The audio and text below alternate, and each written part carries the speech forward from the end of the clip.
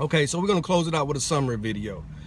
When Jesus gave those signs and those predictions, he gave those predictions in reference to questions asked by the disciples. He said, I'm going to destroy the temples.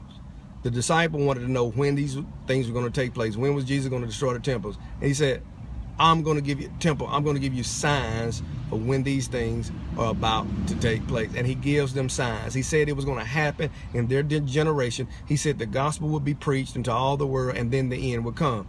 The gospel has already been preached into all the world. Okay, and so it was preparing for that end. As a matter of fact, in 1 Peter chapter 4, the reason we know the end of the temple was near and was drawing near, because in 1 Peter chapter 4, let's look over there. In 1 Peter chapter 4 and verse number 7, notice what Peter says. Peter says, but the end of all things is near, is at hand. It's near, at hand. Therefore, be serious and be watchful in your prayers, okay? He's talking about the end of what? The end of the temple, that the same conversation Jesus was had. Now, you may say, how do you know that? Well, look at verse 17. Notice what it says. Verse 17, for the time has come, not will come. The time has come for judgment to begin at the house of God. The time has come. 1 Peter 4 and verse number 7 says that the end is near. Okay?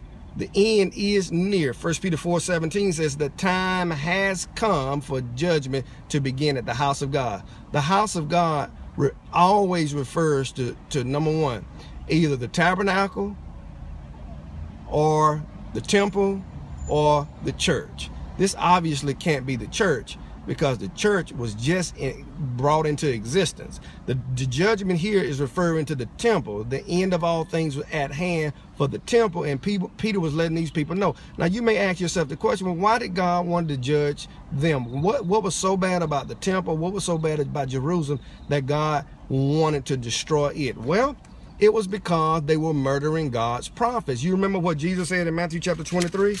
In Matthew chapter 23, look at verse number 34. Jesus says, I'm going to send you prophets. I'm going to send you wise men and scribes. You will kill them. You will scourge them in the cities. You will persecute them in the synagogues. And then on you is going to come all the blood of the righteous shed. Verse 37, O Jerusalem, I wanted to save you, but you wouldn't listen. I wanted to save you, but you wouldn't listen.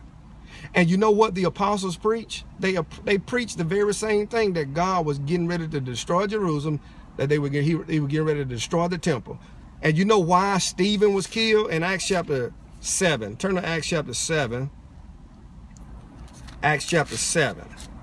Notice why Stephen was killed. In Acts chapter 7, Acts chapter 6. In Acts chapter 6, look at verse number 13. It says, and they set up false witnesses against Stephen.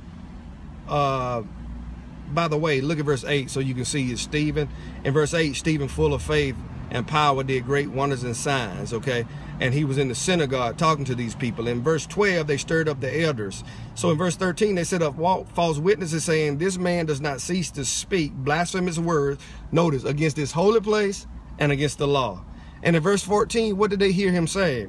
They heard him say that Jesus of Nazareth will destroy this place and change the customs of Moses.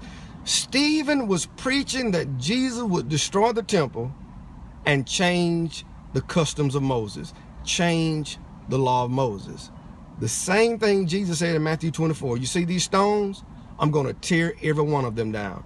And because Stephen preached the message that Jesus was going to destroy the temple and change the law of Moses, they killed him. They killed him. Let me tell you something. The signs in Matthew 24 have nothing to do with our day and time. Those signs were signs pointing to the destruction of the temple, so that the people living in that generation would know.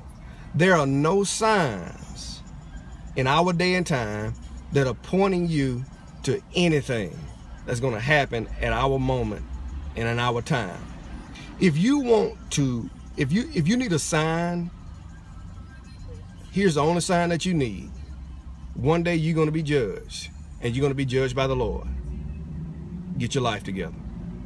The only sign you need to know is one day you're going to be judged, and you're going to be judged by the Lord. Get your life together. Stop looking for signs. And another thing is this right here. Stop looking for signs for God to rescue you from the pains of this life and from the world we're living in. Stop looking for those signs. Because if you're sitting around looking for signs for Jesus to come and rescue you from the problems of life, then those things, that aspect and that perspective about life causes you to be passive instead of being active. God left you here for a purpose, and that is to change the world and to turn the world upside down with the gospel. Do that and stop looking for God to rescue you from the life that we're living here. Yeah, we're living in a terrible time. We got a lot of things going on, okay? And God will have his way in his time in whichever way he sees fit. The only thing you need to know is you're going to be judged by God one day. Get your life together. And in the meantime, stop looking for the Lord to come get you and take you away, and start looking for how you can change the society and the world in which we live. Stop looking for signs, because the signs that Jesus gave in Matthew 24 were signs for the temple being destroyed. God bless you.